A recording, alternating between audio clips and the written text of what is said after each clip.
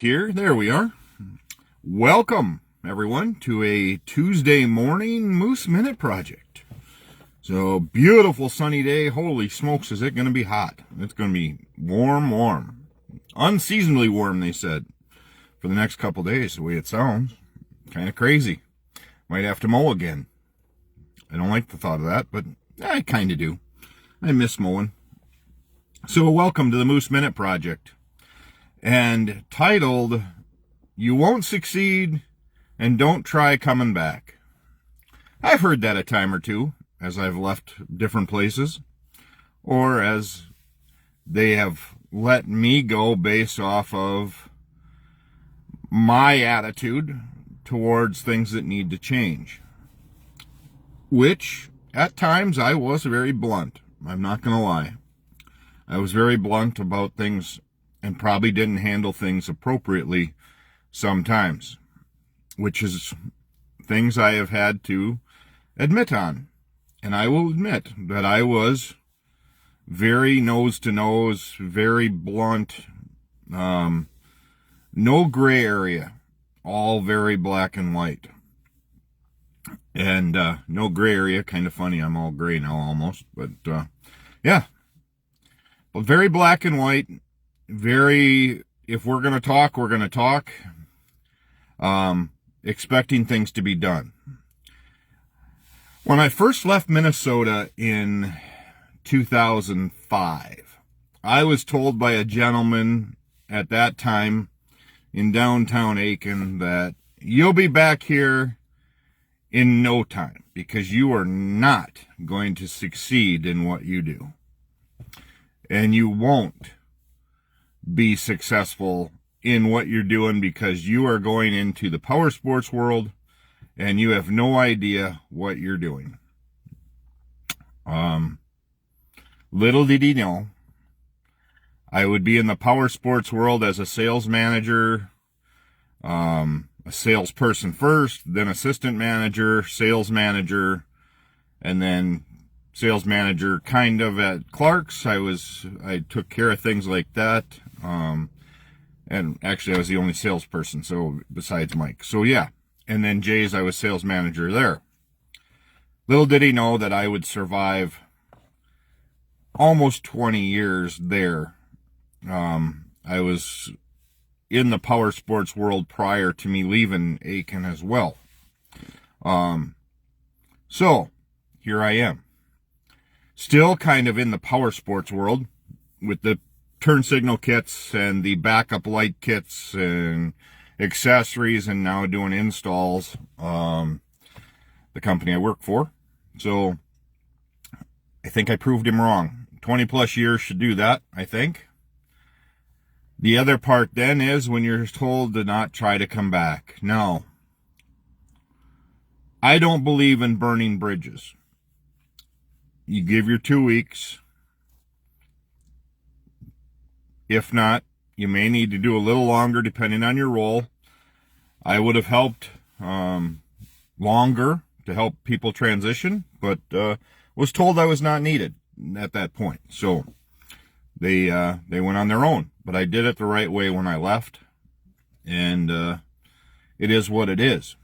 So if anybody is putting you in that role of, hey, you're not going to succeed, or if they're just using you and your knowledge, and you're very stressed, you're medically have issues you've never had before, take a deep look at those.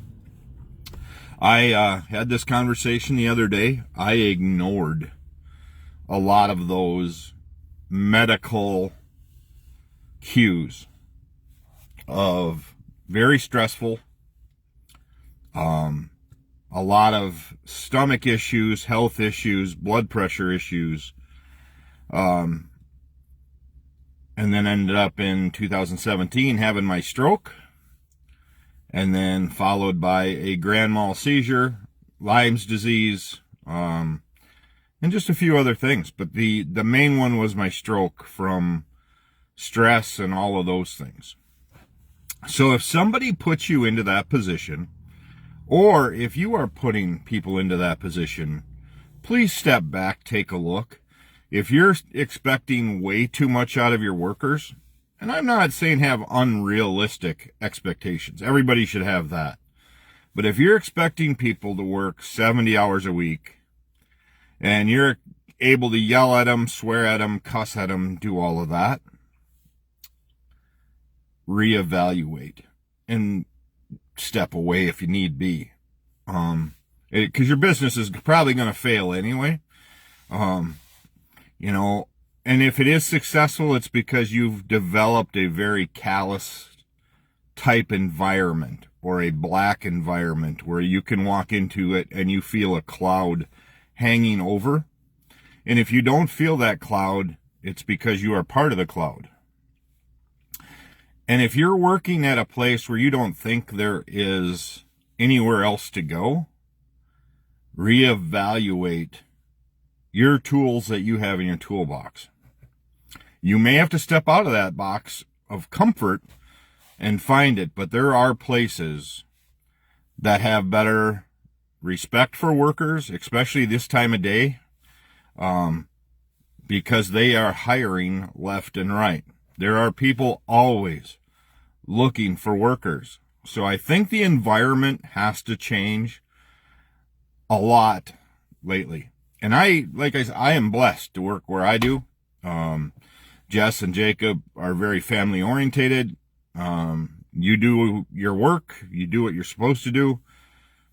Everything is great. They ask you every morning how things are going.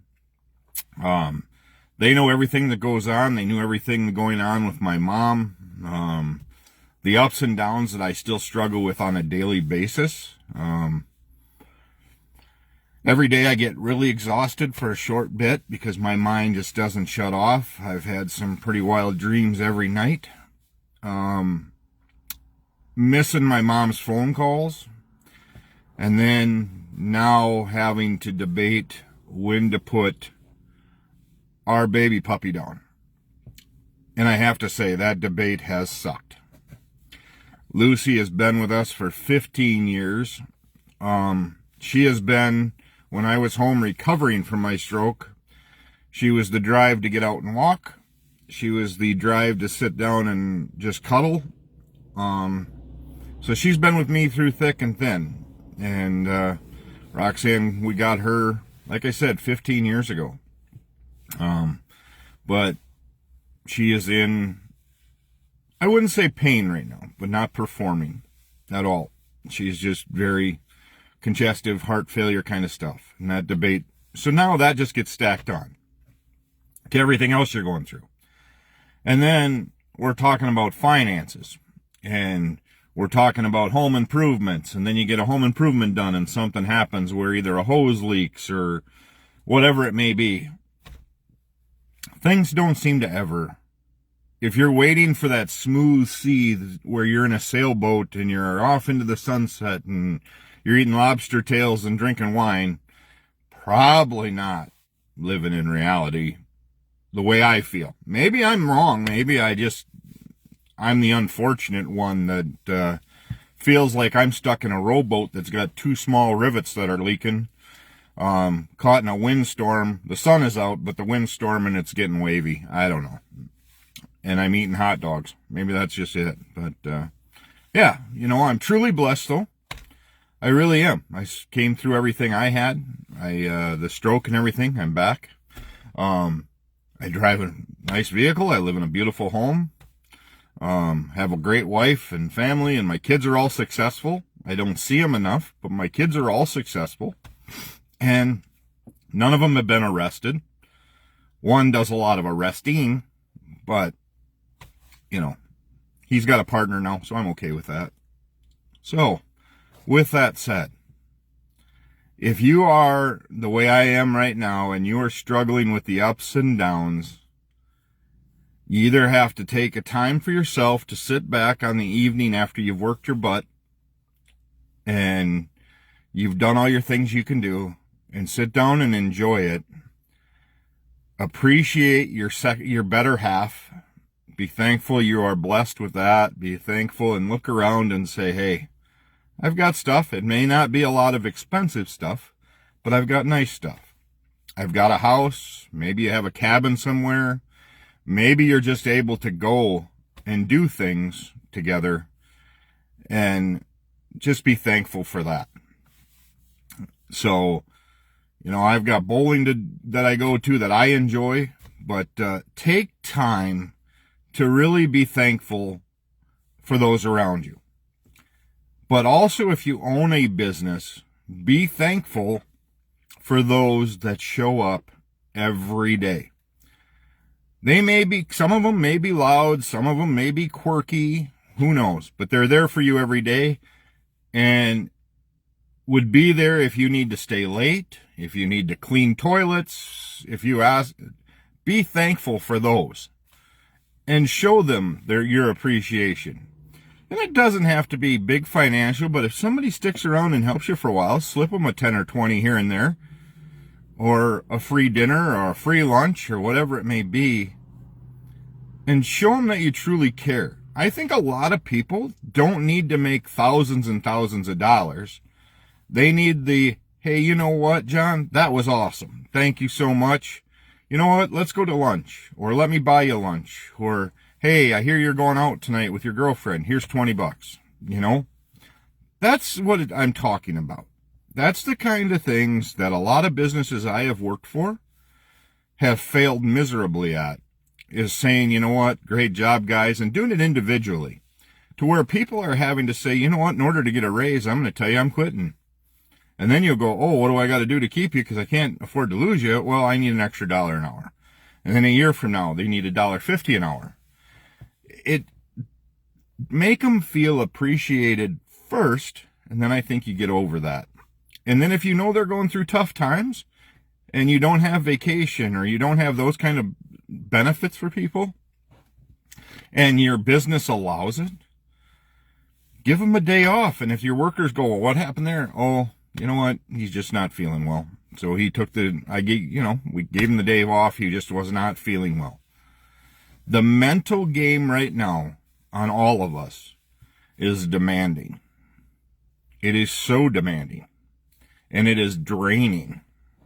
We're all tired of it. We're all tired of a lot of things going on. Our tempers are getting short. Our patience is definitely getting short.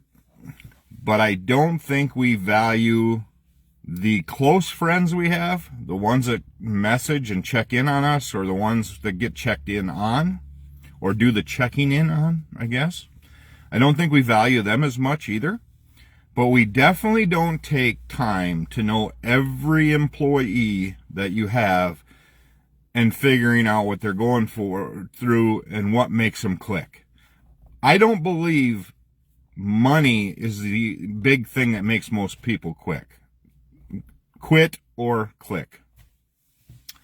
It is the fact that maybe it's family time, maybe it's a day off here, maybe it's an hour change with work. Hey, you got kids in school, I know, or, and that was a big one for me too. Isaac was a senior.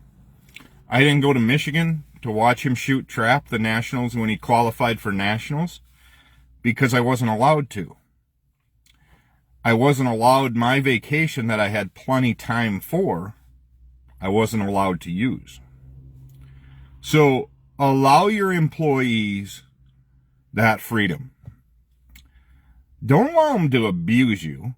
Don't allow them to be the cancer. You need to get those out as quick as possible. There's a statement I've heard from Gary Vee that says you need to hire fast, but fire faster. Because I think sometimes we hold on to employees that are cancer, and they are. They just need to go away.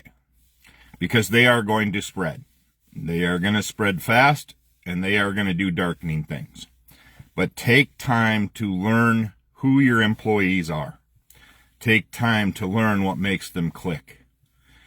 And that, I think, will help all of your company. And then also look at your friend base. Look out who you're hanging with. Look are they successful? Are they not successful? Do they lie a lot? Do you just hang out with them because they are who they are? I think you need to keep your circle of friends that, if you want to be successful, needs to be small and those people need to be successful too. I don't see personally people like Warren Buffett going out and hanging with non-successful people or liars or any of that. And maybe I'm wrong, but I think you need to, especially in our towns where they're small, you need to hang out with successful people. You need to hang out with people that are positive and wanting the best in life. And I think you'll see yourself and your mindset getting better. And take time to listen to some mindset coaching or any of that. I know we're all busy. We got things going on. Kids in sports, kids here, kids there. My case now, it's grandkids. So take time to teach yourself some mindset and be in a positive mindset. Do I still struggle? Every day. Every day I struggle because I don't get it at 3 o'clock. I don't get my phone call from my mom that I got for 20 years of what I was doing. And it was exactly at 3 o'clock. I still had 3 hours of work left. And Mom would say, Chris, what are you up to? I'm like, I'm at work. Oh, that's right. Well, call me when you're done. All right.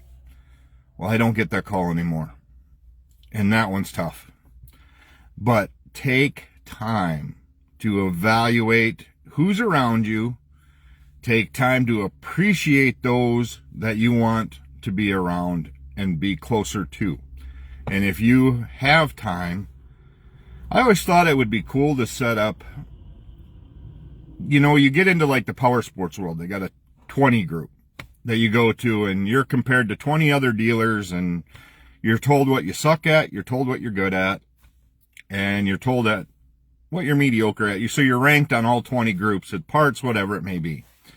I always thought, and sometimes I think that the business group in Richland Center or whatever, it would be cool to get businesses together so they can work together and not work against each other. There's so many restaurants in town. There's so many things that go on. It would be kind of fun just to have, find a convention place or whatever you could to where you bring your best dish as a business and everybody else brings theirs, but everybody's welcome.